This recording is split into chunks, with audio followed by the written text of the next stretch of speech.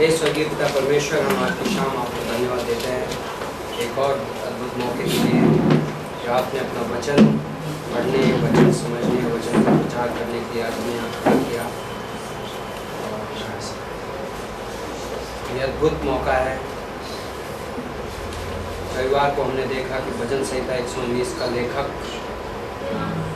अपने दिल में आपके वचन का उत्सव मना रहा है, तो उसका आपके वचन के साथ एक संबंध है। परमेश्वर हमारे सामने अद्भुत गॉडली उदाहरण है, जिन लोगों जो प्रभु के दास आपके वचन में बढ़े, आपके वचन को उन्होंने समझा, आपके वचन का उन्होंने अध्ययन किया, आपके वचन पर उन्होंने मनन किया, आपके वचन को उन्होंने दिल में सजोया, आपके वचन का उन्होंने प्रचार किया। पौलुस अपनी ज़िंदगी के अंत में तिमुथी को जेल में बुलाता है और कहता है मेरी किताबें लेके आना। परमेश्वर हमारी ज़िंदगी में हमें अनुग्रह दीजिए कि हम आपके वचन के साथ उस तरीके का संबंध रख सकें, हम आपके वचन की गहराइयों को सच्चाई में समझ सकें, हम आपके वचन के अनुसार आपकी आराधना कर सकें। आज की क्लास आपके हाथ में सौंपते हैं, प्रत्येक छात्र आपके हाथ में सौंपते हैं। जो लोग आज यहाँ पर नहीं हैं उनकी ज़िंदगी को आपके हाथ में सौंपते हैं और उनसे उनके लिए भी अनुग्रह मांगते हैं। प्रभु यीशु मसीह के नाम से आमीन। ओके, तो सबसे पहले तो हम यहाँ पर मौजूद नए लोगों का स्वागत करेंगे। तो यहाँ पर पास्टर सुमित हैं and welcome. Pastor Sumit Raipur से है, let's welcome him. Pastor Sumit हमारे नज़दीकी फ्रेंड बन गए हैं अब। हमारे गांव से आए, हमारे आपके गांव से आए हैं और एक्चुअली इनके फादर आपके एरिया के बहुत नज़दीक पास्टरी करते हैं, लाइक साउथ ऑफ लाइक ये उस कुनकुरी, आप कुनकुरी के हैं राइट? धमतरी ये रायपुर में है। एंड देन हमारे बीच में दो ब्रदर्स हैं, सुनील एंड शंकर। ओके, हाँ right, I will remember it right, absolutely, इसलिए मैं प्रैक्टिस कर रहा हूँ। ओके, तो सुनील और शंकर से हमारी कल मुलाकात हुई एंड ये नेरुल में रहते हैं एंड अद्भुत परिवार, हम प्रार्थना कर रहे हैं इस परिवार के लिए। आपका स्वागत है सुनील और शंकर। ओके, हर ट्यूसडे आपका यहाँ पर स्वागत है, संडे को चर्च में स्वागत है। And also brother Philip, after long break and illness and sickness, welcome back, आपका स्वागत है। Okay, and then doctor Pradeep and Sharlina, we welcome you and that gives me, reminds me I will have to speak enough English. So good, परमेश्वर मुझे सिखा रहा है कैसे दो भाषाओं में एक साथ क्लास पढ़ाई जाती है। Okay, so today we are starting book of Colossians. आज होमवर्क सब लोगों को मिल गए होंगे। होमवर्क के आपके question check the answer sheets and जिन लोगों को सब ओके, मैंने ये क्वेश्चन पेपर्स दिए हैं, ये आपकी मिड टर्म क्विज है। हम सेमेस्टर का आधा सेमेस्टर से ज़्यादा ख़त्म कर चुके हैं, रोमियो की किताब हमने फिनिश की है। तो ये आपको क्विज दी जा रही है। इस क्विज का रूल ये है, आप अपने घर ले जा सकते हैं, आप खुद से इसको आंसर कर सकते हैं। हम यहाँ पर बैठा के आपका एग्जाम नहीं ले रहे हैं। ओपन बाइबल, आप अपनी बाइबल खोल सकते हैं इसका आंसर करते वक्त, बट अपने नोट्स नहीं खोल सकते और किसी और से रिफर नहीं कर सकते। These are the clauses. Okay, so but believe me, यदि आप इसको सिंसियरली बैठ के सॉल्व करने की कोशिश करेंगे, इसमें से बहुत सारी चीज़ें जो आपने रोमियो की किताब में सीखी हैं उसमें से बहुत कुछ आप रिटेन कर पाएंगे। Okay, and deadline is preferable deadline है अगले हफ्ते। ओके, एंड एक्सट्रीम डेडलाइन है अगले का अगला हफ्ता। नेक्स्ट टू नेक्स्ट ट्यूसडे यदि आपने मुझे नहीं दिया तो मैं फिर आपसे नहीं लूँगा। Okay, it's as simple as that. So कोशिश करिए कि अगले हफ्ते, बिकॉज बेस्ट होगा कि आप अगले हफ्ते दें, क्योंकि डिसिप्लिन में कंटिन्यूटी में हो जाएगा। यदि आप इस हफ्ते छोड़ देंगे कि मैं अगले हफ्ते करूंगा तो मोस्ट प्रोबेबली अगले हफ्ते भी नहीं होगा। ओके, सो नाउ इस हफ्ते हम कुलूसियों की किताब पढ़ रहे हैं, पौलुस का कुलूसियों के नाम पत्री। Okay, book of Colossians. Now कुछ हिस्टोरिकल बैकग्राउंड में आज हम जाएंगे कि कुलूसे कौन था, कुलूसे कहाँ का कलीसिया था, एंड पौलुस ने चिट्ठी क्यों लिखी, कॉन्टेक्स्ट क्या है, किस विषय में लिख रहा है। ओके, सो जब आप इस पत्री को पढ़ेंगे तो आपको वर्सेस के मीनिंग और गहराई से जाएंगे। एंड पहला चीज़ था कुलूसे पौलुस ने, अभी हमने कौन सी पत्री पढ़ी थी इससे पहले? रोमियो। पौल ने कहाँ के कलीसिया को लिखी थी वो पत्री? रोम की। रोम कैसा शहर था? बिग ह्यूज फेमस शहर, राइट, पावरफुल शहर। पर इस टाइम जो हम पत्री पढ़ने जा रहे हैं, ये हिस्ट्री में ये जो कुलुस्से नाम की जगह है, द सिटी ऑफ कोलोसे, बहुत ही छोटा सा शहर था। ओके, नाउ इंसिडेंटली पौलुस ने इस शहर को डायरेक्ट करके 2 चिट्ठियां लिखी। That's interesting. एक फिलेमोन नाम की पत्री आपके बाइबल में, राइट, फिलेमोन नाम के आदमी को लिखी गई, इंडिविजुअल को लिखी गई वो पत्री, बट फिलेमोन भी कुलुस्से नाम के शहर में रहता है। Philemon was staying in the city of Colossae. Okay, so this 2। तो दूसरा चीज सेटिंग ये है कि पॉल कहाँ से लिख रहा है ये चिट्ठी। ओके, पॉल कहाँ पर है इस वक्त? नाउ पॉल ने, यदि आप कुलुस्सियों का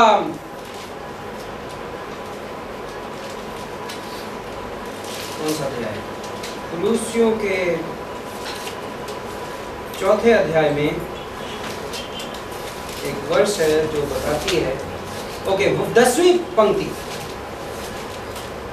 अरिस्तर्खुस, वर्ष 10, अरिस्तर्खुस जो मेरे साथ कैदी है।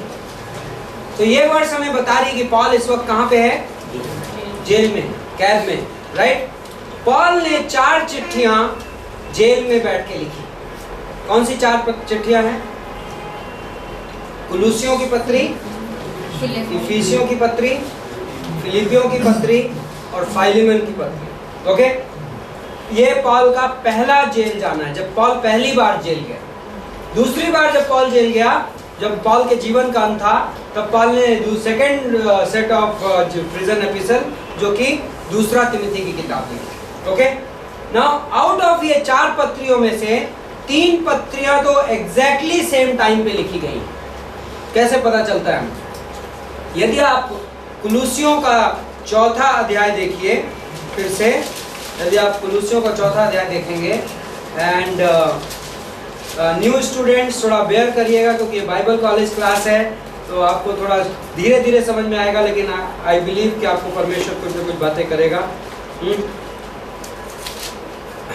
ओके, वर्स 7, 7वीं पंक्ति देखिए, मेरा भाई, प्रिय भाई और विश्वास योग्य सेवक तुखिकुस, टाइटिकस, राइट, टाइकिकस, तिखुकुस, जो प्रभु में मेरा सहकर्मी है, मेरी सब बातें तुम्हें बता देगा। उसे मैंने इसलिए तुम्हारे पास भेजा है कि तुम्हें हमारी दशा मालूम हो जाए। तो इस चिट्ठी को कैरी करने वाला, who is the bearer of this letter? चिट्ठी को कैरी करने वाला कौन है? टाइकिकुस, है ना, तिखुकुस। ओके, उसके साथ मैंने उनेसिमुस को भी भेजा है, Onesimus, right, he is going along with Tychicus. तो ये 2 लोग जा रहे हैं ये चिट्ठी को कैरी करने। यदि आप इफिसियों की पत्री और फिलेमोन की पत्री देखेंगे तो आप ये पाएंगे कि उन दोनों पत्रियों के भी बेरर्स यही दोनों आदमी हैं। ओके, सो बेसिकली ये 3 चिट्ठियां पॉल एक साथ भेज रहा है। ये इंपॉर्टेंट है, कई जगहों पे आपको जब डॉक्ट्रिन और जब इंटरप्रिटेशन करते हैं तो कुछ जगहों पे बहुत इंपॉर्टेंट हो जाता है। मोस्ट स्कॉलर्स ये मानते हैं, मानते क्या है, इफिसियों और कुलुस्सियों की पत्री पॉल ने एक साथ लिखी, लेकिन 2 डिफरेंट ग्रुप ऑफ पीपल को लिखी। इफिसियों की पत्री इफिसियों के कलीसिया को लिखी, और इफिसियों की पत्री को जनरल एपिसल कहा जाता है। इफिसियों की पत्री इस हिसाब से लिखी गई थी कि across a region, Asia Minor में पूरे प्रांत में पढ़ी जाए वो चिट्ठी। तो इफिसियों की चिट्ठी एक जनरल लेटर था जो कि डिस्ट्रीब्यूशन, मास डिस्ट्रीब्यूशन के लिए लिखा गया था। एक्चुअली एड्रेस इफिसियों के कलीसिया को किया गया था, पर उसका इंटेंशन ऐसा था मास डिस्ट्रीब्यूशन के लिए। पर कुलुस्सियों की पत्री एक छोटे से कलीसिया के लिए लिखी गई। नाउ कुलुस्सो नाम की जगह कहाँ पर थी? कुलुस्सो नाम की जगह एक कौन सा, लाइकस रिवर, लाइकस नाम की एक नदी थी, उसकी तराई थी, लाइकस वैली। उसमें वहाँ पर बाइबल के ज़माने के 3 शहर थे, जो आपको तीनों शहर मिलते हैं इस किताब में। हिरियापोलिस, ओके, लद्दुकिया, किसी को लद्दुकिया जाने, लाउडीसिया, हिरापोलिस, लाउडीसिया एंड कोलोसे, ये 3 शहर एक ही रीजन में है, ओके, एक ही एरिया में ये तीनों। And out of that Colossae is the smallest one. Colossae जो शहर है, पौलुस जब कुरिन्थ को चिट्ठी लिख रहा है तो Corinth is a famous city, हाँ, कुरिन्थ व्यापार का मेजर हुआ है। रोम पॉलिटिकल सिटी है, पावरफुल सिटी है। So all like justified reason लगता है कि क्यों इतने बड़े शहर को लिख रहा है जहाँ पे इन्फ्लुएंस होगा, राइट। लेकिन कुलुसे नाम की इस छोटे से टाउन में, लाइक लोग स्कॉलरशिप बोलते हैं कि यदि पॉल ने कुलुसे के नाम पे चिट्ठी नहीं लिखी होती तो इतने सालों में कोई याद भी नहीं रखता कि ये कुलुसे नाम की कोई जगह है। बट एक्चुअली पॉल के पत्री लिखने की वजह से ये कुलुसे नाम की का शहर आज हिस्ट्री में रिकॉर्डेड है, स्मॉल टाउन, ओके। सो क्यों लिखी उसका हम क्वेश्चन का आंसर देंगे कि पॉल ने ये चिट्ठी एक खास कॉन्टेक्स्ट में लिखी है। तो कुलुसे नाम का, ओके, उसके पहले कॉन्टेक्स्ट ये भी हम डिस्क्राइब कर देते हैं। कुलुसियों की पत्री में जब आप जाते हैं तो पहले अध्याय में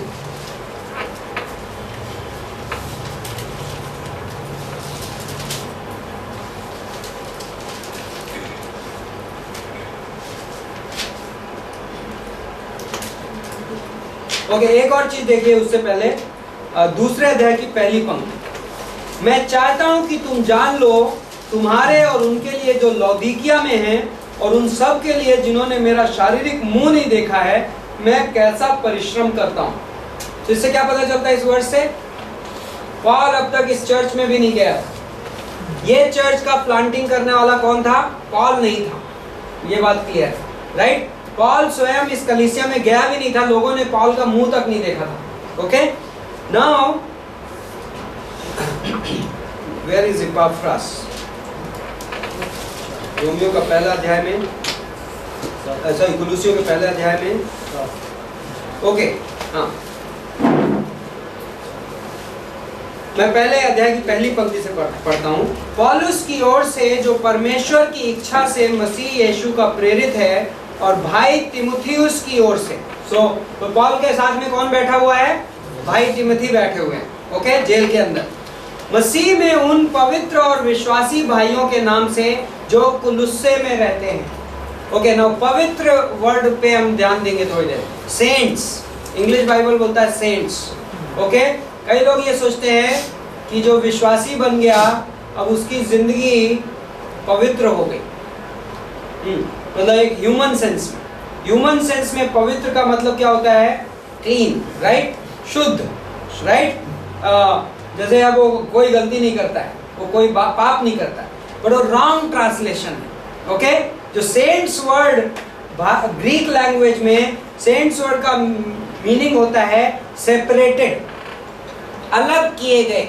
बाइबल में जहां जहां पवित्र, सैंक्टिफाइड वर्ड, पवित्र किए गए, जो पवित्र वर्ड है उसका जो रूट वर्ड है उसका मीनिंग है सैंक्टिफाइड, मतलब सेट अपार्ट, अलग किए गए, ओके। ध्यान रखिएगा, ये मत सोचिए, क्योंकि जब अभी हम रैप सेशन में वहां गार्डन में बात कर रहे थे कि ये जरूरी नहीं है कि विश्वास में आने के बाद विश्वासी की जिंदगी टोटली ओवरनाइट सिनलेस हो जाए, या इनफैक्ट टोटल ओवरनाइट नहीं, पूरी जिंदगी में कभी भी विश्वासी टोटली निष्पाप नहीं हो पाएगा, ओके।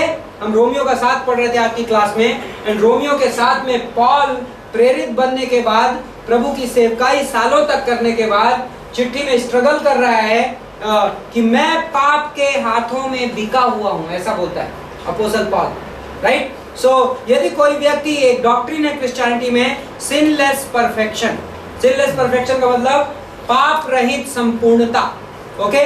कई लोग ये बिलीव करते हैं कि यदि आप अपनी विश्वासी जीवन में यीशु मसीह में विश्वास में आने के बाद यीशु मसीह आपके सारे पाप माफ कर देता है, ऑफ कोर्स, लेकिन उसके बाद आप इस जिंदगी में, इस दुनिया में रहते हुए आप स्लोली ग्रो करते हुए आप निष्पाप हो जाएंगे। कई लोग इस डॉक्ट्रिन को, इनफैक्ट जॉन वेस्ली इस डॉक्ट्रिन को बिलीव करता था, राइट, मेथोडिस्ट मूवमेंट का फाउंडर, एंड आज भी बहुत सारे मेथोडिस्ट इस पे बिलीव करते हैं, सिनलेस परफेक्शन पे। समडे आप स्पिरिचुअलिटी में इतना ग्रो कर जाएंगे कि आप सिनलेस हो जाएंगे, और इसलिए कई लोग अपने स्पिरिचुअल लीडर्स को बहुत ज़्यादा ग्लोरीफाई करते हैं एंड कई बार वो वर्ड्स लाइक रेवरेंड और इस तरीके के जो वर्ड्स हैं उनका जो ओरिजिन है वो सिनलेस परफेक्शन में है।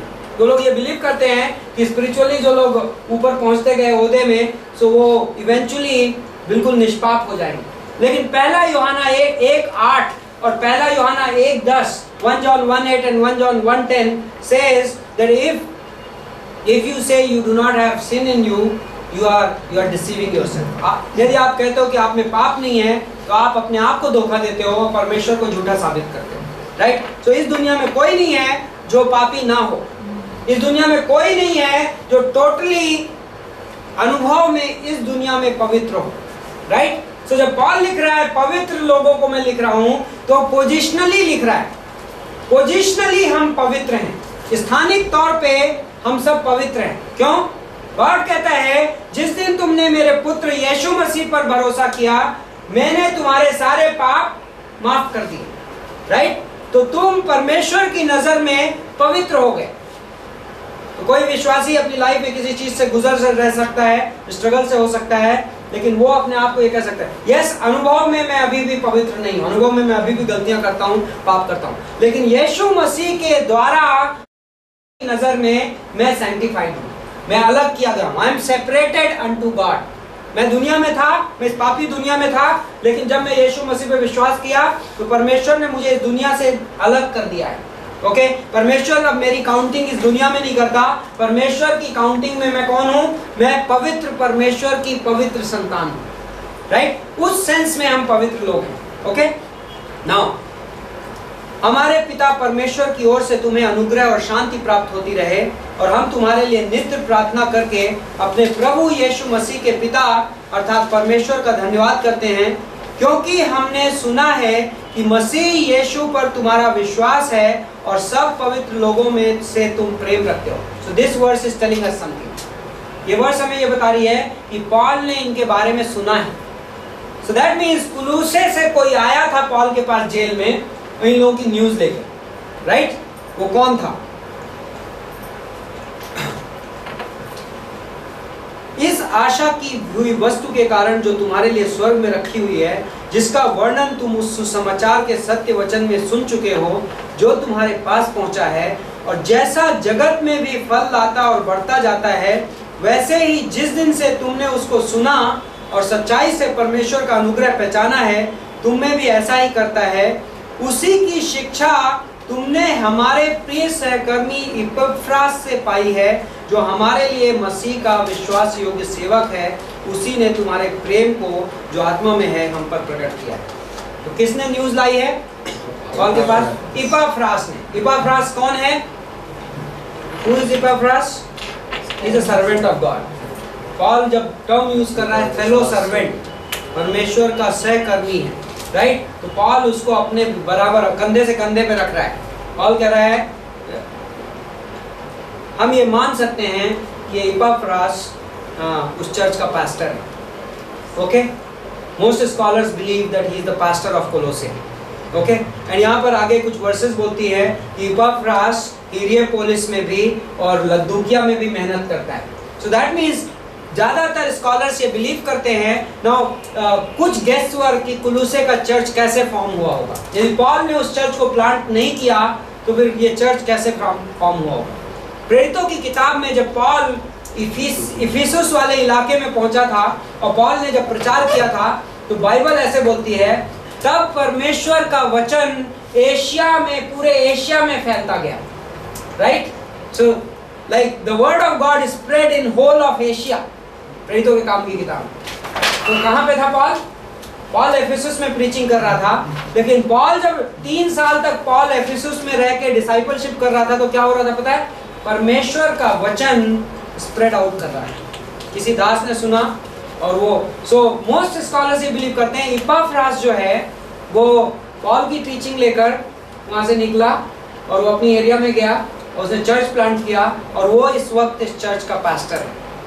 ओके, एक और लौदीकिया का मेंशन है, it is written about Laodicea in Acts about one of the missions that Paul passes in Laodicea. I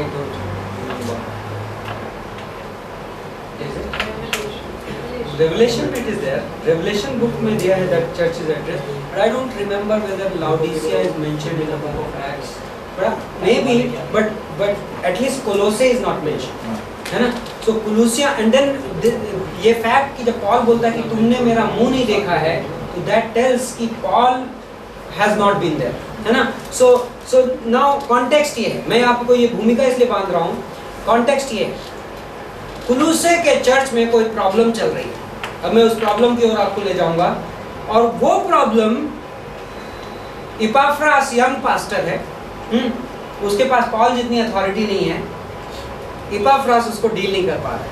तो इपाफ्रास क्या करता है, वो पॉल के पास आता है जेल में. वो कहता है पास्टर ये प्रॉब्लम है, अब बताओ क्या करेंगे. और पॉल उस प्रॉब्लम के उत्तर में ये चिट्ठी लिख रहा है. और वो चिट्ठी इपाफ्रास नहीं लेके जा रहा है, वो चिट्ठी पॉल के दूसरे डिसाइपल्स लेके जा रहे हैं. और इपाफ्रास इस पत्री के टाइम में पॉल के साथ रुक जाता है. इफिसियों के 4 में इपाफ्रास की ओर से भी सलाम लिखता है. कुलुसियों के 4 में इपाफ्रास उसके साथ ही है, चिट्ठी जारी है. ओके, नाउ प्रॉब्लम क्या थी? प्रॉब्लम कुलुसे के कलीसिया में प्रॉब्लम क्या थी? एक बिलीफ सिस्टम है जिसको नॉस्टिसिज्म बोलते हैं. नाउ टर्मिनोलॉजी से आप घबराइएगा मत, मैं एक्सप्लेन करूंगा. नॉस्टिसिज्म को हिंदी में लिखते हैं प्रज्ञानवाद. नाउ नॉस्टिसिज्म एक डॉक्ट्रिन है जो अर्ली चर्च में बड़ी प्रिलिमिनरी फॉर्म में थी. लेकिन अद्भुत बात यह है कि आप अभी मैं जब नॉस्टिसिज्म की डॉक्ट्रिन आपको एक्सप्लेन करूंगा तो आप शॉक्ड हो जाएंगे कि इस 21वीं सदी में नॉस्टिसिज्म का मॉडिफाइड वर्जन कितना प्रिविलेंट है. ओके, और इसलिए कुलुसियों की पत्री हमारे लोगों के लिए बहुत रेलिवेंट है. ओके, थोड़ी देर बस बने रहिए. ओके, नॉस्टिसिज्म की बिलीफ सिस्टम कुछ इस टाइप की थी. नॉस्टिसिज्म की प्राइमरी बिलीफ प्रज्ञानवाद की, वो लोग ये मानते थे कि परमेश्वर आत्मा है और सब आत्मिक चीजें अच्छी होती हैं और सब भौतिक चीजें खराब होती हैं. Okay, matter is evil, spirit is good. Primary belief system उनका वो था. उससे बहुत सारे बिलीफ सिस्टम निकल कर आते हैं. यदि गॉड स्पिरिट है और परमेश्वर अच्छा है और जो भौतिक चीजें हैं वो पूरी तरीके से पापमय हैं, तो कभी भी भौतिक का आत्मिक से मिलन नहीं हो सकता. राइट? और तो फिर इंसान गॉड को कैसे खोजेगा? तो वो लोग ये मानते थे क्योंकि गॉड अपने आप को, चूंकि मैटर के पास गॉड खुद नहीं आ सकता, परमेश्वर खुद भौतिक चीजों को छू नहीं सकता बिकॉज ये इविल है. तो गॉड क्या करेगा?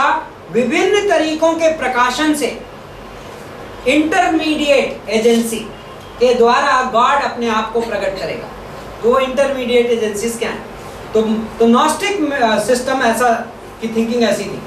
यदि मैं उस थिंकिंग को इसमें एक्सप्लेन करूं पिक्चर के फॉर्म में, ये धरती है. ओके, यहाँ पे इंसान है, ये इंसान का दायरा है, यहाँ पे इंसान रहता है. ओके, इस दायरे में गॉड रहता है, परमेश्वर.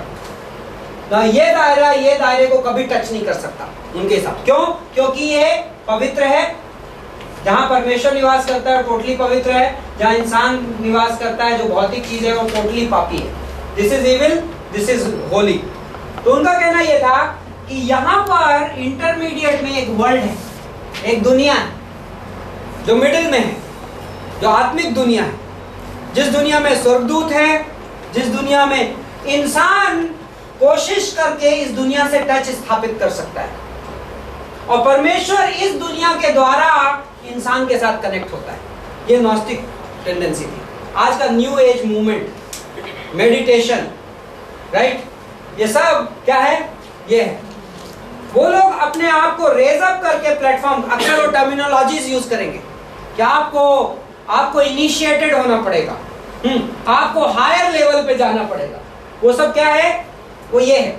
वो ये कह रहे हैं बिकॉज हम मैटर में हैं, हाँ, हम परमेश्वर को जानना है यदि हमको, तो हमको हमारा आत्मिक रूप से लेवल बढ़ाना पड़ेगा. ओके, और जब स्पिरिचुअल लेवल बढ़ेगा तो हम गॉड को और जान पाएंगे. ओके, सो ये बेसिक नॉस्टिसिज्म की डॉक्ट्रिन थी. इस डॉक्ट्रिन में प्रॉब्लम क्या है? इस डॉक्ट्रिन की प्राइमरी प्रॉब्लम ये है कि इंसान को कुछ मेथड्स इवॉल्व करने पड़ेंगे जिससे वो हायर लेवल पे जा सके, राइट? तो अब आपको मैं आपको ये इस पत्री में, आप कहेंगे कि ये सब आपको कैसे पता, मैं आपको इस पत्री में दिखाता हूँ। कुलूसियों का दूसरा अध्याय, ओके, कुलूसियों के दूसरे अध्याय में जिक्र है पॉल उस प्रॉब्लम के, जो ये नॉस्टिक्स की जो, अब ये नॉस्टिक लोग कुलूसिया चर्च में आ गए, वो अपने आप को बिलीवर कहते थे, वो अपने आप को यीशु मसीह का विश्वासी कहते थे, बट वो लोगों के पास एडिशनल डॉक्ट्रिन्स थी और वो एडिशनल डॉक्ट्रिन्स वो चर्च को देते थे। और नॉस्टिक डॉक्ट्रिन में ये है, आप जितना हायर पहुंच सको आपको उतना रेवलेशन मिलेगा, राइट? एक फॉर्म ऑफ स्पिरिचुअलिटी है जो ये कहता है मिस्ट्री रिलीजन, रहस्यमय बातें आपको पता चलेंगी, राइट? तो वो उन रहस्यों के पीछे चलते थे। और नॉस्टिक वर्ड जो आया वो किससे आया? ग्रीक लैंग्वेज में एक वर्ड है नॉसिस। नॉसिस से कौन सा इंग्लिश लैंग्वेज में वर्ड आया? नॉमी, राइट? फॉरगेट। नॉसिस वर्ड का मतलब होता है ज्ञान, ओके? नॉस्टिसिज्म वर्ड जो निकला ज्ञान वर्ड से निकला। सो बेसिकली नॉस्टिक क्या कहता था, यदि आप कुछ प्रैक्टिसेस करो और यदि आप हायर लेवल पे स्पिरिचुअलिटी में पहुंच जाओ तो आपको स्पेशल नॉलेज मिलेगी और उस स्पेशल नॉलेज के द्वारा आप गॉड को जान सकोगे। ये उनकी थ्योरी थी और वो चर्च के अंदर थी। और इपाफ्रास पास्टर उसको एड्रेस नहीं कर पाया तो पॉल के पास आया और पॉल उसके जवाब में चिट्ठी लिख रहा है, ओके? उदाहरण के तौर पे देखिए कि कहाँ पे, नाउ वर्स 4, दूसरा अध्याय का वर्स 4। नाउ एक और चीज ध्यान रखिए, जब पॉल यहाँ पे आंसर दे रहा है तो पॉल कई टर्मिनोलॉजीज यूज कर रहा है। बीच बीच में हम उन टर्म्स की बात करेंगे, ओके? उन शब्दों की बात करेंगे। पॉल कई शब्दों का प्रयोग कर रहा है जो नॉस्टिक लोगों की वोकैबुलरी के पार्ट थे, अक्सर वो शब्द यूज करते थे, राइट? आज के भी न्यू एज मूवमेंट में कुछ टर्मिनोलॉजीज यूज होती है। हम एक एक करके उनको देखेंगे मौका जहां जहां पे आएगा। तीसरी पंक्ति में वो ये बोलता है कि जिसमें बुद्धि और ज्ञान के, मसीह को पहचान ले जिसमें बुद्धि और ज्ञान के सारे भंडार छिपे हुए हैं। चौथी पंक्ति में वो बोलता है, यह मैं इसलिए कहता हूं कि कोई मनुष्य तुम्हें लुभाने वाली बातों से धोखा ना दे, ओके? सो यहाँ पर क्या हो रहा था, कुछ लोग इनको लुभाने वाली बातों से धोखा दे रहे थे। कुछ लोग आ गए थे जिनके पास लुभाने वाली बातें थी, ओके? नाउ इंग्लिश थोड़ा सा ज्यादा क्लियर करता है, प्लॉजिबल आर्ग्यूमेंट्स वर्ड यूज करता है, ओके? दैट मीन्स ये लोग बड़े फिलोसॉफिकल थे। तो first characteristic of gnostic religion was, इनके प्रज्ञानवाद का जो धर्म था उसकी एक खासियत थी कि ये लोग बहुत क्या थे, आर्ग्यूमेंटेटिव थे। ये क्या बोलते, फिलोसॉफिक थे, दार्शनिक तरीका था इनका, ओके?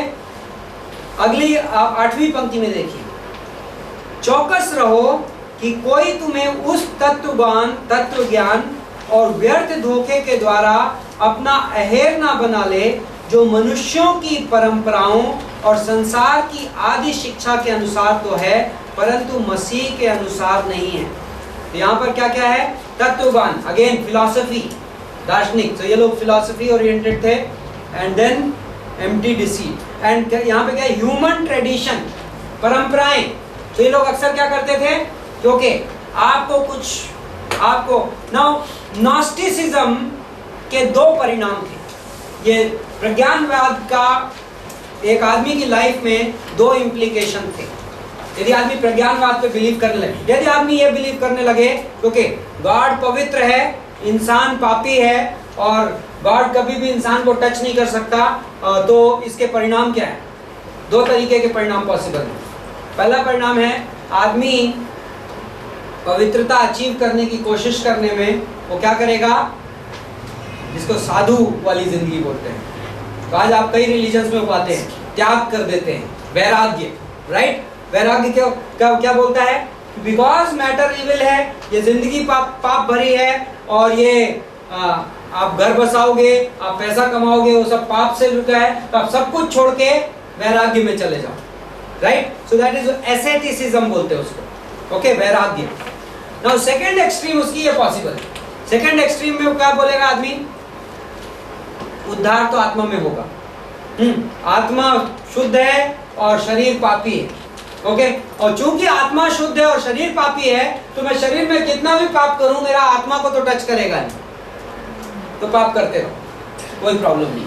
तो ये दो इम्प्लीकेशंस थे। नाउ अगली वो देखिए,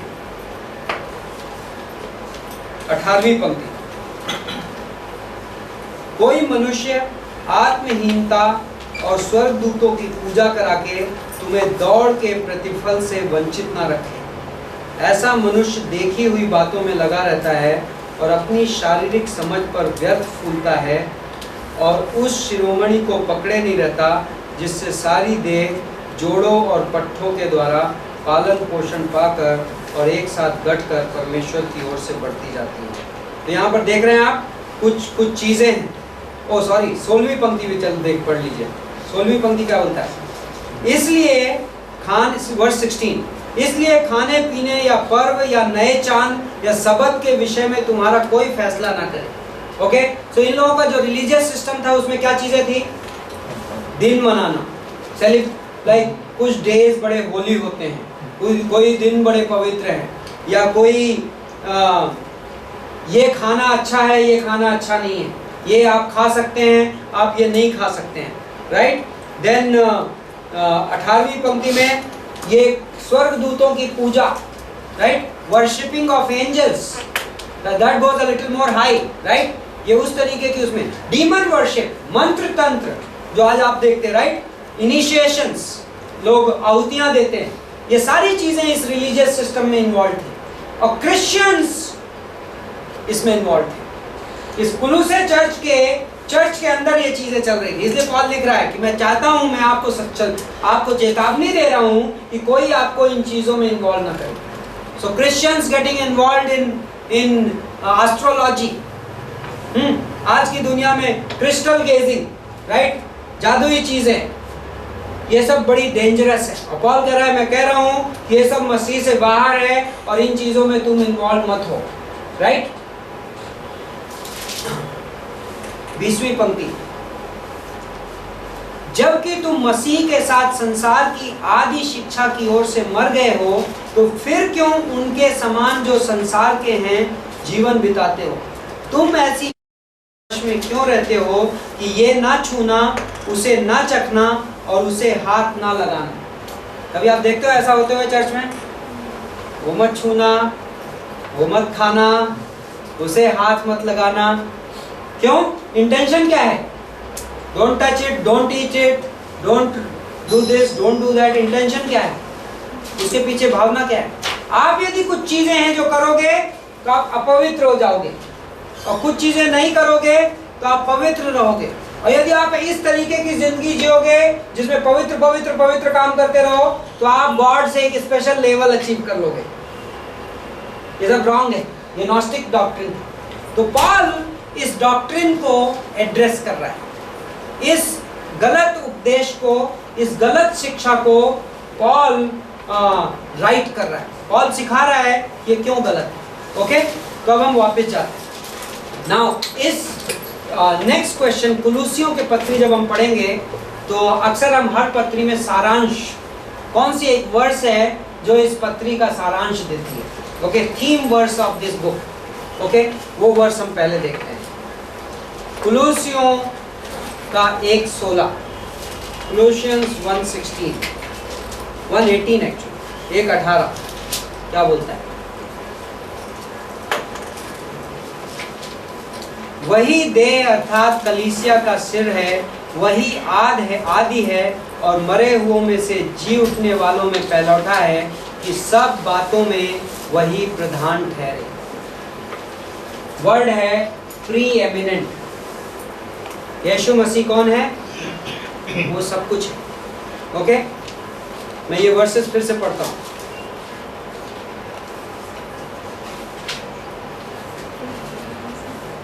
बारहवीं पंक्ति से पढ़ना शुरू करते हैं।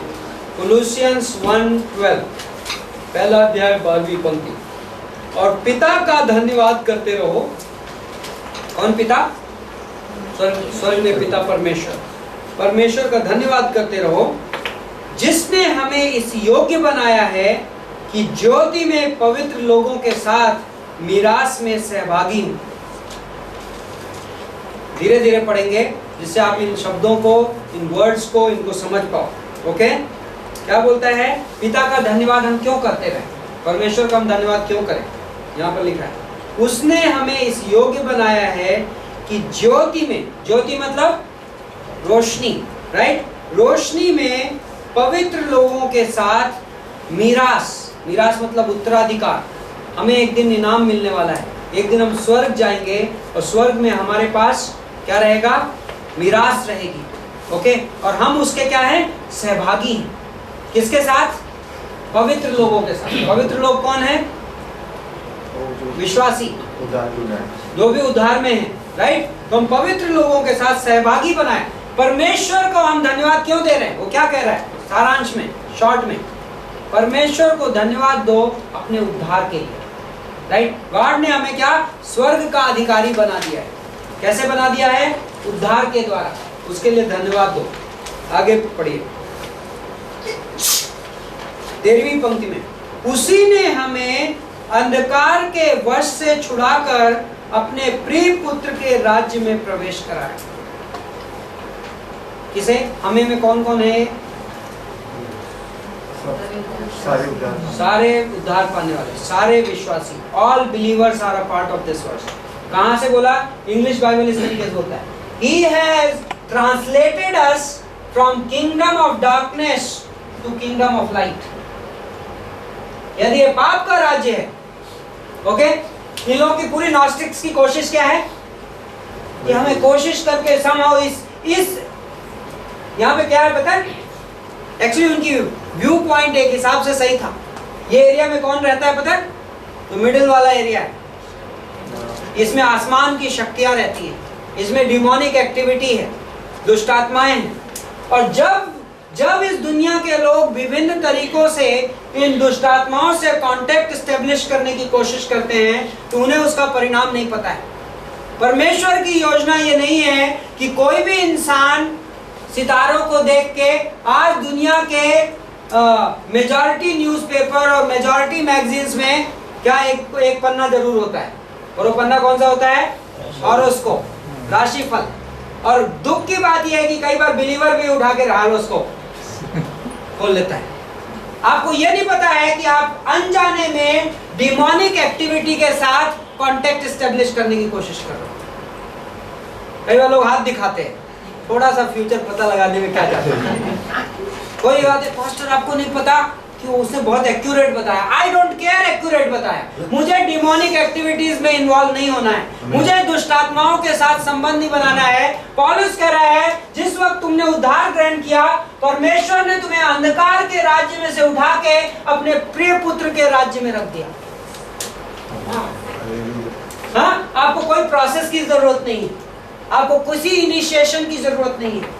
एक मोमेंट में, एक क्षण में जब कोई व्यक्ति यीशु मसीह पर विश्वास करता है तो अंधकार के राज्य से रोशनी के राज्य में आ जाता है। उसको कोई प्रोसेस नहीं कि मैं 10 साल तक कोशिश करूंगा और मैं थोड़ा ज्ञानी हो जाऊंगा और मेरा ज्ञान मुझे परमेश्वर के नजदीक पहुंचाएगा, या मैं स्पिरिचुअल जिंदगी जीने की कोशिश करूंगा और जिंदगी जीते जीते, या मैं बाइबल कॉलेज का 5 साल का कोर्स करूंगा तब शायद मैं परमेश्वर के नजदीक पहुंचूंगा। नहीं, जब कोई व्यक्ति यीशु मसीह पर विश्वास करता है, बाइबल ये वर्ड्स पास्ट टेंस में है, राइट? भूतकाल का मतलब क्या होता है पता है?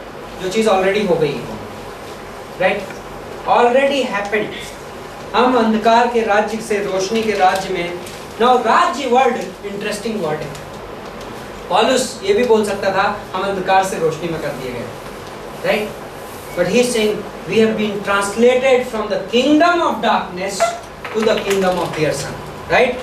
अंधकार के राज्य से, राज्य वर्ड से बहुत सारी चीजें निकलती है, राइट? हमने राज्य देखे, हमने हिस्ट्री पढ़ी है। राज्य तब होता है जब एक राजा होता है, करेक्ट? सब लोग सहमत हैं? हाँ? एक राज्य में राजा होता है, एक राज्य में प्रजा होती है, एक राज्य में अधिकारी होते हैं, और एक राज्य में एक एजेंडा होता है, राइट? एंड एक राज्य में एक अथॉरिटी होती है, अधिकार होता है। ये सब राज्य की कैरेक्टरिस्टिक है। यदि कहीं पर किंगडम है तो किंग होगा, ओके? एंड देन सबऑर्डिनेट्स होंगे, एंड देन अथॉरिटी होगी, एंड एक एजेंडा पर्पस होगा। नाउ यदि ये वर्ड्स दो राज्यों की बात कर रही है, राइट, एक वर्ड्स में बहुत कुछ छिपा। किंगडम ऑफ डार्कनेस, उसका राजा कौन है? अंधकार के राज्य का राजा कौन है? शैतान, राइट। और अंधकार के राज्य में ऑफिसर्स हैं, राइट। अंधकार के राज्य का एजेंडा क्या है? अंधकार का राज्य हासिल क्या करना चाहता है? अंधकार का राज्य परमेश्वर के राज्य के खिलाफ खिलाफत कर रहा है, राइट। परमेश्वर की योजनाओं का विरोध कर रहा है। और मैं जब तक अविश्वासी था तो मैं किस राज्य का पार्ट में था? मैं किस हुकूमत में था, यदि मैं कह सकूं? मैं शैतान की हुकूमत के अंडर में था। मैं जाने अनजाने में मैं शैतान के बिहाफ पे काम कर रहा था। Wow, interesting, right, horrible. लेकिन अब जब मैं उद्धार में आ गया, तब मेरा राजा कौन है? यीशु मसीह, परमेश्वर। और अब मेरे ऊपर एक अलग हुकूमत है। मैं एक हुकूमत का पार्ट हूं और मेरा एक एजेंडा है। स्वर्ग जो चीजें हासिल करना चाहता है, मैं उसका हिस्सा हूं। इस धरती पर स्वर्ग, इस धरती पर परमेश्वर कुछ काम कर रहा है और हर विश्वासी उसका एक हिस्सा है, राइट। ऑसम।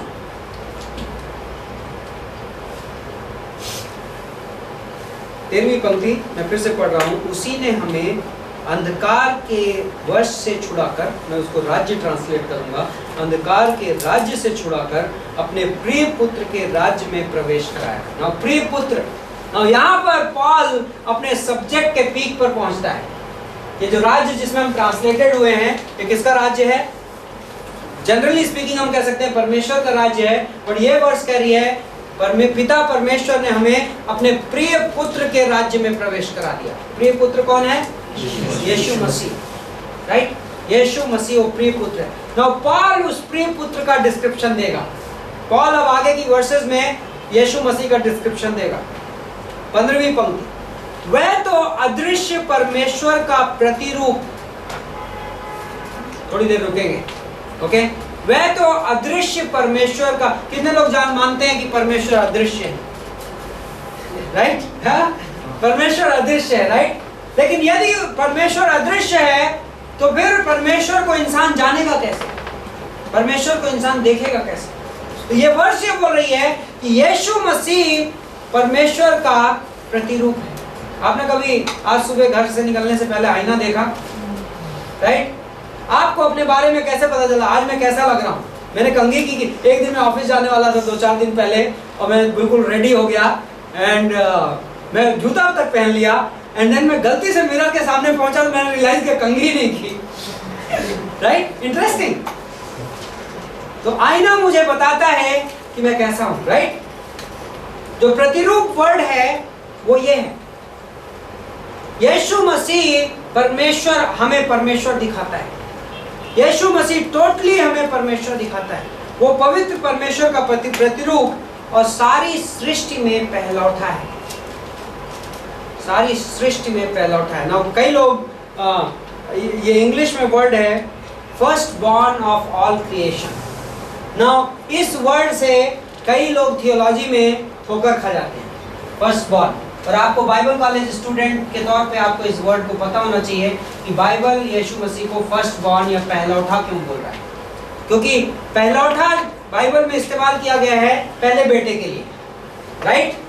और पहला बेटा, तो कई बार मुसलमान लोग जब सुनते हैं यीशु मसीह के बारे में क्रिश्चियन डॉक्ट्रिन, तो वो भी परेशान हो जाते हैं, बोलते परमेश्वर किसी को पैदा कैसे कर सकता है? तो यीशु मसीह परमेश्वर का पुत्र कैसे हो सकता है? और यदि यीशु मसीह पहलौठा है मतलब यीशु मसीह अनंत से नहीं है। ओके, तो यहाँ पर आपको कॉन्टेक्स्ट समझना है, ये किस कॉन्टेक्स्ट में पौलुस ये कह रहा है। पहलौठा शब्द से ओल्ड टेस्टामेंट वर्ड है, ओके। पहलौठा में मतलब वाकई में होता था पहला पुत्र, ओके। लेकिन पहलौठा का मीनिंग क्या होता है? पहलौठा जो फर्स्ट बॉर्न जो होता था, जो पहला बेटा, आपको ध्यान है याकूब, जेकब और ईसाव, हाँ, उसमें पहलौठा कौन था? ईसाव था, राइट? लेकिन ईसाव पहलौठा था, लेकिन ध्यान है याकूब ने उससे क्या डील की थी कि दाल सूप तुम मेरे से ले लो, हाँ, और मुझे हक दे दो पहलौठे का, और याकूब एसाव भूखा था, बोला मैं मरा जा रहा हूँ भूख के मारे, तो एक काम कर, तू पहलौठे का हक ले ले। परमेश्वर एसाव से क्यों नाराज था? कि उसने जरा सा पेट की खातिर उसने अपना पहलौठे का हक छोड़ दिया। राइट? सो पहलौठा वर्ड पुराने नियम में बहुत इंपॉर्टेंट। पहलौठा का रेलेवेंस सिर्फ इतना नहीं था कि पहलौठे का हक होने के लिए किसी का पैदा होना जरूरी नहीं है। जेकब उसका बेस्ट एग्जांपल है। याकूब पहले पैदा नहीं हुआ फिर भी पहलौठे का हक पाया। राइट? सो ठीक वैसे ही यीशु मसीह जब परमेश्वर का पहलौठा है, उसका मतलब ये है परमेश्वर के संतान है इस दुनिया में कितने हैं?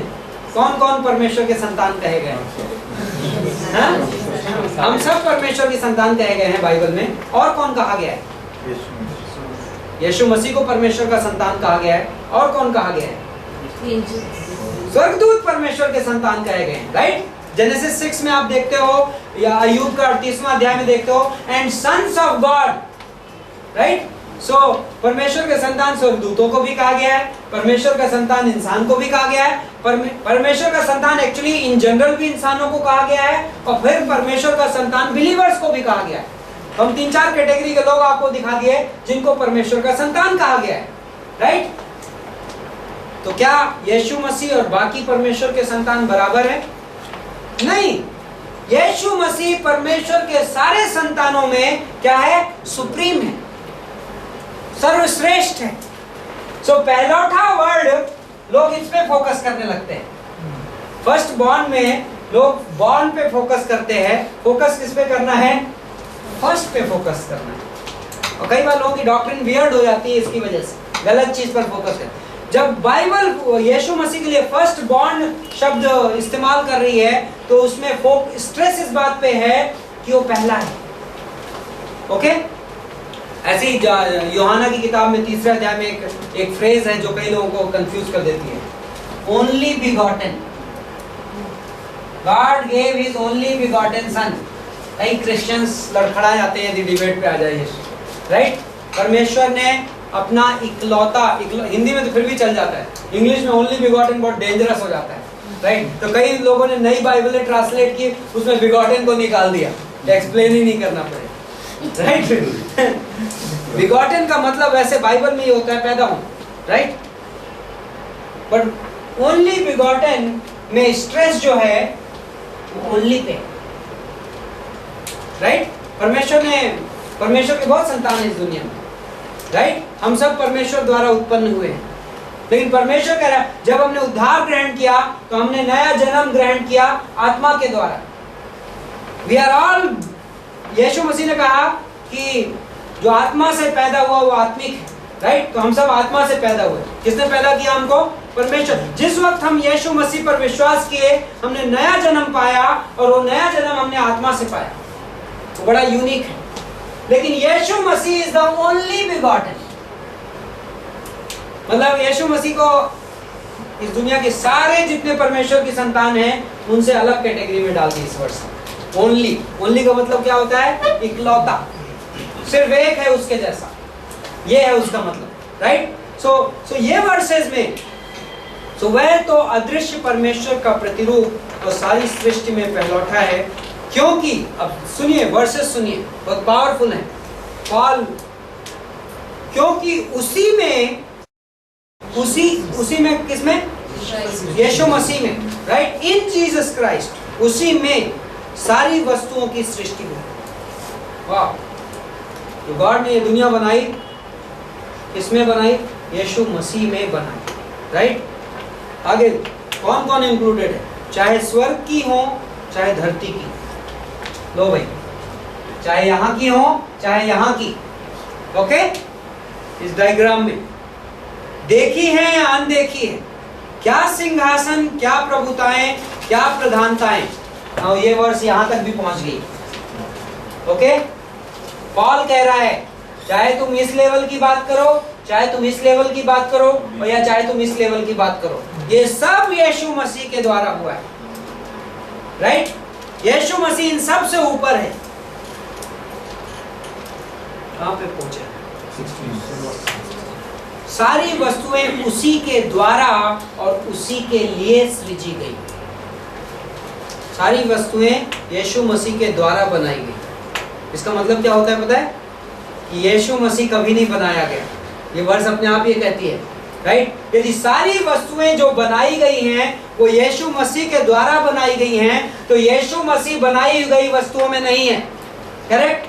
ये वर्ष रिफ्यूट करती है। कोई ये कहे कि फर्स्ट बॉर्न, तो जिस लेखक ने उसे फर्स्ट बॉर्न लिखा वही लेखक ये कह रहा है यदि सारी वस्तुएं यीशु मसीह द्वारा बनाई गई हैं तो यीशु मसीह कभी पैदा नहीं हुआ।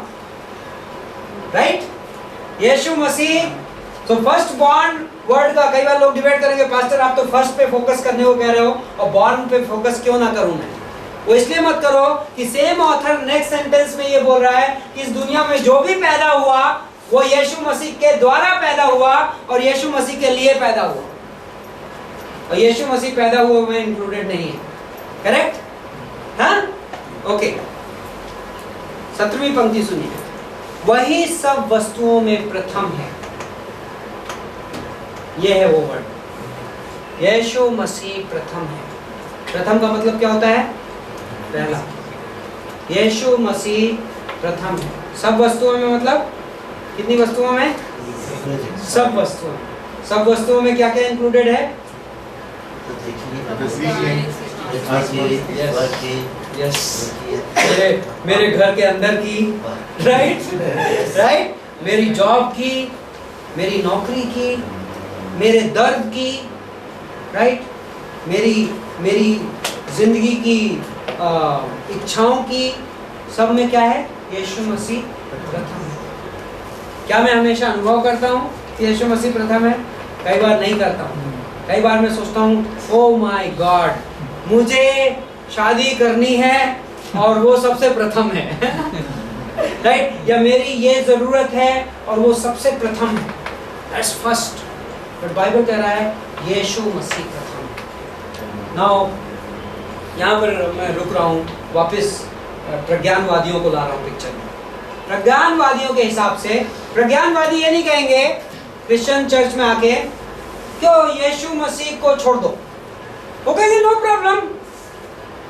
जैसे परमेश्वर ने इब्राहिम के द्वारा बातें की, जैसे परमेश्वर ने विभिन्न, जैसे आपको तांत्रिक थोड़ा सा एक लेवल पे ले जाएगा, वैसे यीशु मसीह भी आपको एक लेवल पे ले जाने आया।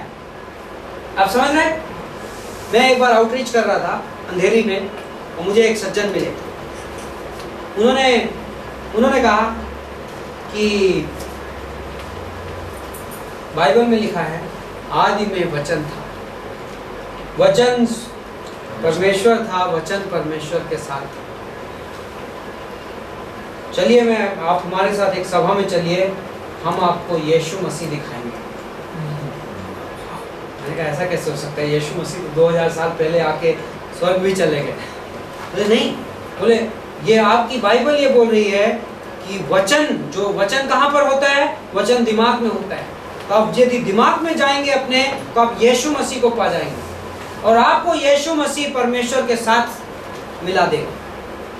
वाह! मैं इम्प्रेस नहीं हुआ। मैंने उसको उसी अध्याय की 14वीं पंक्ति कोट की। मैंने कहा बाइबल बोलता है कि और वचन देहधारी बना। उसके बारे में आपका क्या? तो कई लोगों के लिए यीशु मसीह कई तरीकों में से एक तरीका है परमेश्वर के नजदीक लाने का, लेकिन पौल उसे उत्तर दे रहा है प्रज्ञानवादियों को, हाँ, कि यीशु मसीह प्रथम है और यीशु मसीह के द्वारा सब कुछ है और यीशु मसीह के लिए सब कुछ है। कोई मिडवे नहीं है, राइट? यीशु मसीह एक तरीका नहीं है, यीशु मसीह सब कुछ है। यीशु मसीह इकलौता तरीका है और यीशु मसीह के सिवा कोई तरीका नहीं है। इस दुनिया का मकसद यीशु मसीह है, आपकी जिंदगी का मकसद यीशु मसीह है। और इंसान, पता है इंसान की लाइफ ट्विस्टेड क्यों है, या बिलीवर की लाइफ कई बार ट्विस्टेड क्यों हो जाती है? क्योंकि मैं यीशु मसीह की जगह पे किसी और को डालना चाहता हूँ। जो टॉप पे है मैं उसको, आपने कभी अपनी शर्ट पहनी है, आप टॉप बटन को गलत लगा दीजिए। पहली बटन आपने गलत लगा दी तो पूरी शर्ट गलत लगेगी, राइट? और कई बार विश्वासी की जिंदगी उस टाइप की हो जाती है। चूंकि मैं यीशु मसीह को फर्स्ट प्लेस पे नहीं रखता और मैं एक चीज को धीरे से स्लिप इन करके, बाकी सब ठीक है, बिलीवर हूं, सब बढ़िया है, लेकिन अपने को एक ये जो चीज है ना, एक हिडन, ये तो अपने को जरूर चाहिए। फर्स्ट प्लेस मैं उसको दे देता हूं। मेरी फैमिली, मेरी मिनिस्ट्री, मेरा फ्यूचर, मेरी जॉब, मेरे एम्बिशन, हाँ, फर्स्ट प्लेस पे आ जाते हैं। क्या होता है? पूरी की पूरी लाइफ। मैं कई बार एग्जांपल देता हूं जब हम इवेंजलिस्टिक मैसेजेस में, रेफ्रिजरेटर बनाया गया, राइट? मैन्युफैक्चरर ने, केल्विनेटर कंपनी ने रेफ्रिजरेटर बनाया, और आप जंगल में कबीले में ले जाके वो किसी को रेफ्रिजरेटर गिफ्ट कर दो, राइट? हाँ, और उसके पास यूजर मैनुअल नहीं है और उसे नहीं पता कि इस रेफ्रिजरेटर का मकसद क्या है, तो आप 6 महीने बाद पहुंचे तो हो सकता है कि वो रेफ्रिजरेटर में जूते रखे हैं और वो आपको थैंक यू बोल रहा है कि आपने हमको कितना अच्छा शू रैक दे दिया, राइट? हो सकता है। और जब इंसान या बिलीवर अपनी जिंदगी का मकसद नहीं समझता तो बिलीवर की लाइफ कई बार उस तरीके की हो जाती है। बाइबल कह रहा है कि सब बातों में, सब बातें यीशु मसीह द्वारा हैं और यीशु मसीह के लिए हैं, और सब बातों में यीशु मसीह प्रथम है। और जब मैं अपनी लाइफ में वो एक्सपीरियंस नहीं करता तो लाइफ क्या होती है? मिसप्लेस हो जाती है। मेरी लाइफ में कई सारे रेफ्रिजरेटर्स शू रैक बन के रह जाते हैं, राइट? तो पॉल कह रहा है यीशु मसीह प्रथम है, राइट? मैं एक ऑथर को पढ़ रहा था इस क्लास के दौरान। उस ऑथर ने कुलूसियों की किताब का अपने तरफ से एक टाइटल दिया जो मुझे बहुत अच्छा लगा। उसने कहा a big Christ for a very small church. Paul का आंसर क्या है? ये लोग नॉस्टिसिज्म, ये बहुत ही हेरेसी से गुजर रहे हैं, बहुत ही गलत शिक्षा से गुजर रहे हैं। लेकिन पॉल का आंसर क्या है? पॉल उनसे डिबेट नहीं कर रहा है। पॉल क्या कर रहा है? पॉल एक छोटे से कलीसिया को एक बहुत बड़ा मसीहा प्रेजेंट कर रहा है, right? And I think we can all say that for ourselves, right? हम छोटा कलीसिया हो सकते हैं, हम एक छोटा बिलीवर हो सकते हैं, लेकिन हमारा जो मसीहा है वो बहुत बड़ा है। A very big Christ for a very small church, right? यीशु मसीह ने यही कहा, राइट? कई बार हम गलतियां होते देखते हैं लाइफ में। कई बार हम लोगों की जिंदगी में गलत चीजों, या कई बार हम कई चीजों का विरोध करना चाहते हैं, राइट?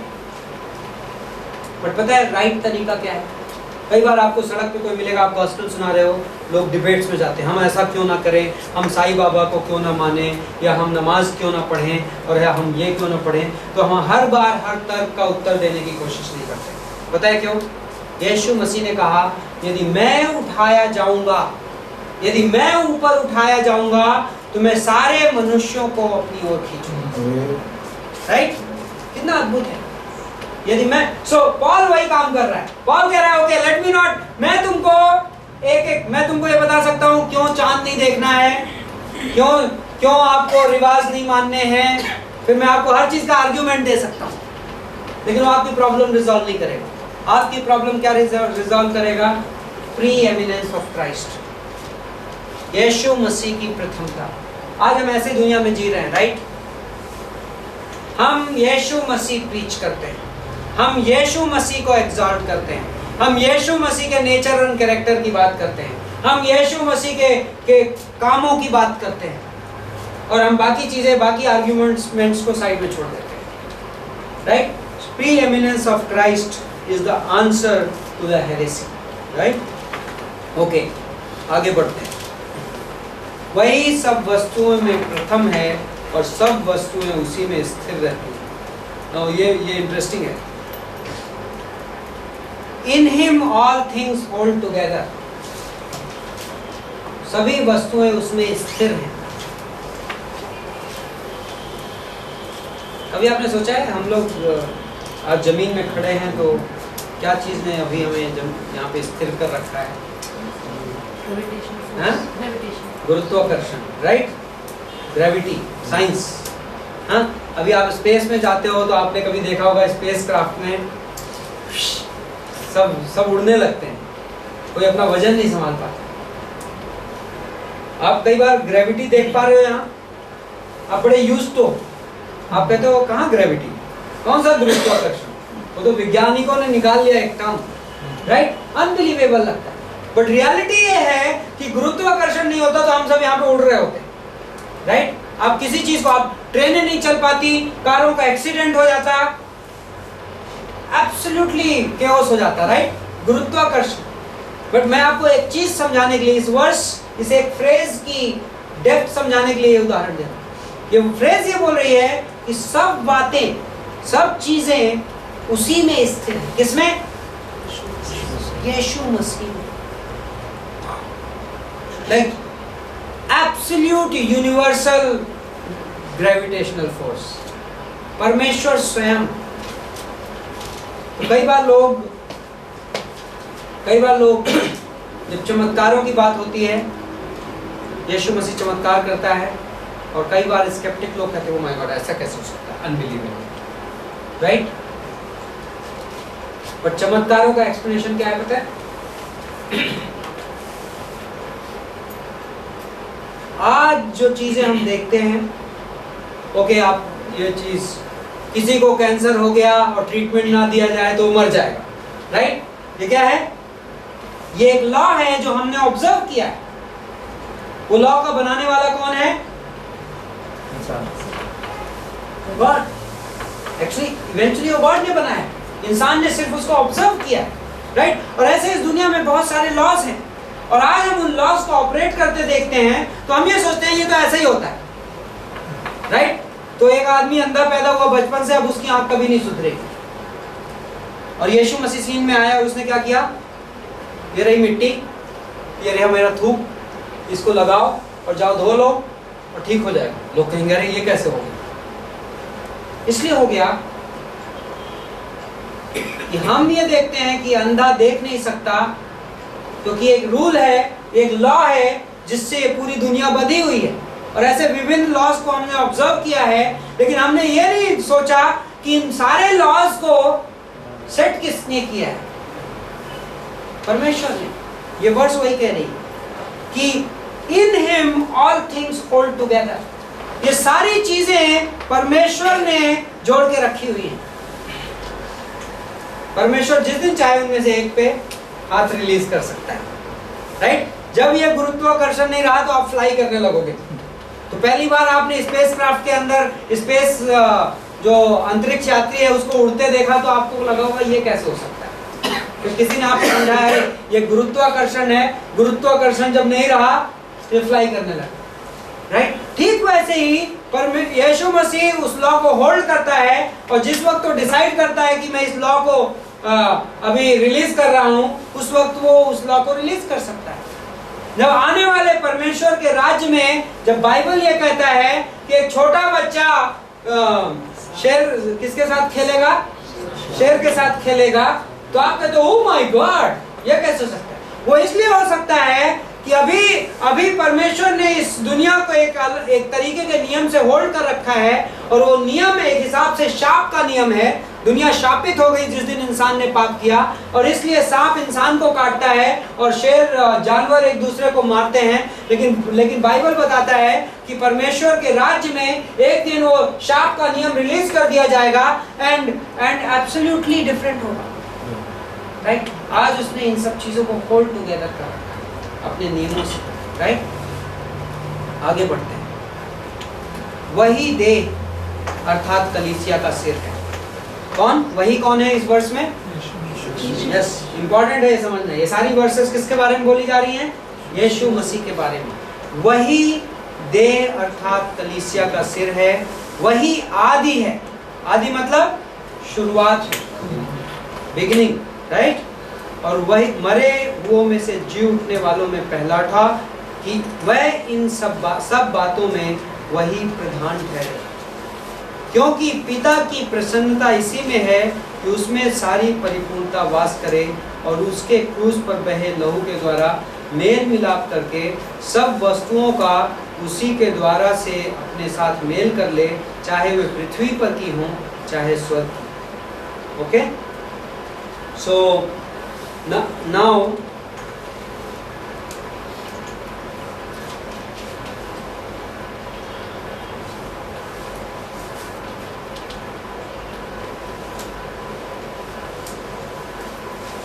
इफिसियों की किताब और कुलुसियों की किताब मैंने बताया दोनों साथ में लिखी गई। और यदि आप इफिसियों और कुलुसियों की किताब को, इनफैक्ट ये बहुत बढ़िया स्टडी मेथड है कि कई बार आपको इफिसियों में कोई वर्ड्स ना समझ में आ रही हो तो आप पैरेलल स्टडी कुलुसियों पे कर सकते हो। ओके, और बुक 30 to 40% वर्सेस कॉमन है इफिशियंस एंड कुलुसियंस में यदि आप study, in fact in one sequence. So उनको कई स्कॉलर सिस्टर एपिसल्स बोलते हैं। ओके, नाउ इफिशियंस का जो सब्जेक्ट है वो क्या है? इफिसियों की किताब किस विषय के बारे में लिखी गई है? The subject of Ephesians is church, the body of Christ, यीशु मसीह की देह कलीसिया। कुलुसियों का सब्जेक्ट क्या है? कुलुसियों का सब्जेक्ट भी यीशु मसीह की देह, लेकिन स्ट्रेस है देह का सिर। ओके, तो ये देह है, head of the body. Okay, now यहां पर ये वर्ष ये बोल रही है, वह क्या है?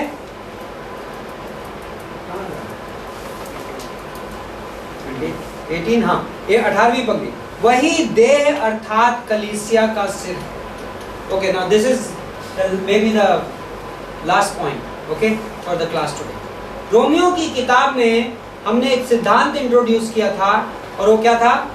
रोमियो के 12 में से देह का जीवन, बॉडी लाइफ, राइट?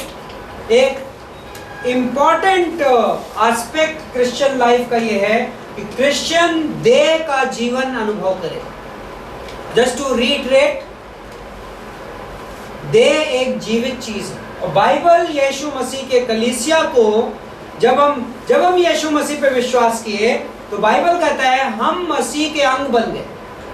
ओके, अंग का मतलब सब लोग समझते हैं, राइट? हमारा शरीर है, शरीर में आंख है, कान है, नाक है, मुंह है, हाथ है, पैर है। हाँ, यीशु मसीह अपने कलीसिया को एक देह बोलता है और हम उस देह के अंग हैं। ओके, नाउ देह में और एक संस्था में क्या फर्क है? राइट, बताया था मैंने, living and non living, right? देह में जीवन होता है and body has a life while organisation doesn't have a life. Okay, देह में जीवन है लेकिन संस्था में जीवन नहीं होता। Okay, now every member of the body is alive. देह का हर हिस्सा जीवित है, राइट? करेक्ट? सो हर हिस्सा जीवन अनुभव करेगा और एक हेल्दी कलीसिया को ये मैंडेट है बिकॉज ऑफ दिस कि वो देह का जीवन अनुभव करे।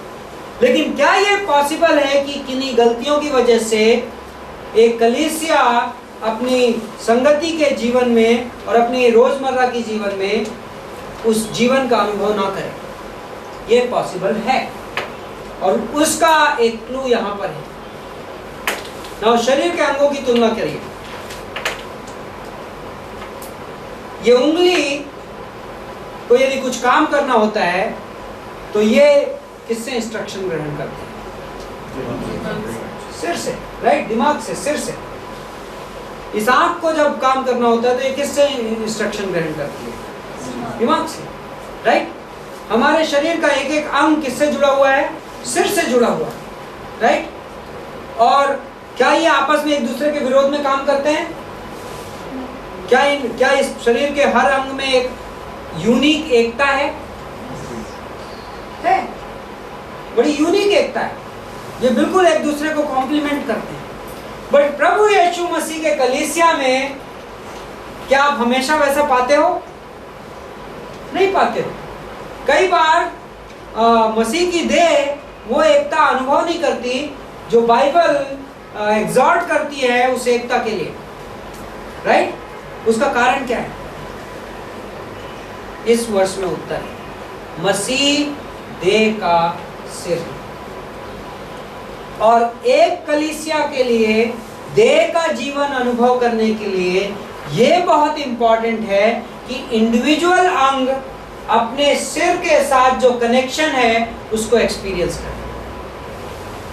यदि इंडिविजुअल अंग, यदि हर सदस्य और हर अंग अपने सिर के साथ जुड़ा हुआ है और उसके साथ संगति का अनुभव कर रहा है और उस सिर के नीचे अधीन है, तो अपने आप देह का जीवन अनुभव करेंगे। राइट? तो अपने बॉडी का यदि एक पार्ट होता है और उसका सिर से कनेक्शन कट जाता है तो क्या होता है? पैरालिसिस। राइट? लकवा हो जाता है, वो अंग अपंग सा हो जाता है, वो अंग यूजलेस सा हो जाता है, वो अंग दूसरों की भी ग्रोथ में कंट्रीब्यूट नहीं करता। अक्सर यदि शरीर का एक पार्ट पैरालाइज होता है तो उसके आजू बाजू के भी पार्ट्स अफेक्ट होते हैं, फिर आपको फिजियोथेरेपी लगती है। राइट? ये एक अनहेल्दी कलीसिया का चित्र है। यदि मैं मेरे सिर के साथ जो मेरा इसलिए हर विश्वासी का ये इंपॉर्टेंट रिस्पॉन्सिबिलिटी, मेरा सिर कौन है? यीशु मसीह, और मैं उस सिर से कनेक्टेड हूँ और मेरी यीशु मसीह के साथ व्यक्तिगत संगति मेरी हेल्थ के लिए बहुत इंपॉर्टेंट है। राइट? और मैं उस पर फोकस करता हूँ। और जब कलीसिया में लोग, कई बार लोगों की प्रॉब्लम ये होती है, कई बार लोग कलीसिया में या अपनी क्रिश्चियन लाइफ में सोशल कनेक्शंस को बहुत वैल्यू करते हैं। राइट? Horizontal connections. आप मेरे बाजू में हो, आप मेरे दोस्त हो, हम एक दूसरे को पसंद करते हैं, हम एक दूसरे के फ्रेंड्स हैं, हम एक दूसरे से हाथ मिलाते हैं, एक दूसरे से प्यार करते हैं, एक दूसरे की मदद करते हैं और हम इसको बहुत वैल्यू करते हैं। ओके? बट यदि मेरी लाइफ में मेरे हॉरिजॉन्टल कनेक्शंस मेरे वर्टिकल कनेक्शन से ज़्यादा इंपॉर्टेंट हो जाते हैं तो सूनर और लेटर मैं वो लाइफ मिस करने लगूंगा और हमारी रिलेशनशिप में वो जीवन नहीं रहेगा जो यीशु मसीह का जीवन है। हमारा कनेक्शन सिर्फ सोशली लिमिटेड रहेगा। कई बार लायंस क्लब के मेंबर्स भी कई क्रिश्चियंस की जो सोशल रिलेशनशिप है उससे बेटर रिलेशनशिप अनुभव करते हैं, but that doesn't mean anything spiritually. लेकिन यदि मेरा आपसे कनेक्शन इस आधार पर है कि मेरा सिर से कनेक्शन कैसा है, तो हमारा जो कनेक्शन है वो बहुत अद्भुत तरीके से स्पिरिचुअल रहेगा। यदि हमारे हॉरिजॉन्टल संबंधों का आधार प्रभु यीशु मसीह के साथ मेरा संबंध है तो हमारे संबंध आत्मिक रहेंगे, जीवित रहेंगे और स्थायी रहेंगे। राइट? क्योंकि मसीह देह का सिर है और हम देह के अंग हैं। ओके? आमेन। Let's pray. हे स्वर्गीय पिता परमेश्वर, हम आपको धन्यवाद देते हैं आज की इस शाम में आपके अनुग्रह के लिए, यहाँ पर मौजूद प्रत्येक व्यक्ति के लिए, हमारे न्यू विजिटर्स के लिए। परमेश्वर, हमारी प्रार्थना है कि सिर्फ पवित्र आत्मा हमारे मन खोल सकता है, हमें चीज़ें सिखा सकता है। ये वचन बहुत अद्भुत है, ये लोगों की ज़िंदगी बदलता है। उस वचन में वो ताकत है कि कई बार हम जानते भी नहीं, कई बार हम समझते भी नहीं ये वचन हमें कितना काम कर रहा है, लेकिन ये वचन कभी व्यर्थ नहीं जाता। ये वचन हमें सही मौक़ों पर हमें दिखाता है, ये वचन हमारी ज़िंदगी में कितना प्रभावशाली हुआ है। हम आज की शाम आपके हवाले करते हैं, हमारी ट्रैवलिंग रास्ते में यात्रा आपके हवाले करते हैं। प्रभु यीशु मसीह के नाम से मांगते हैं।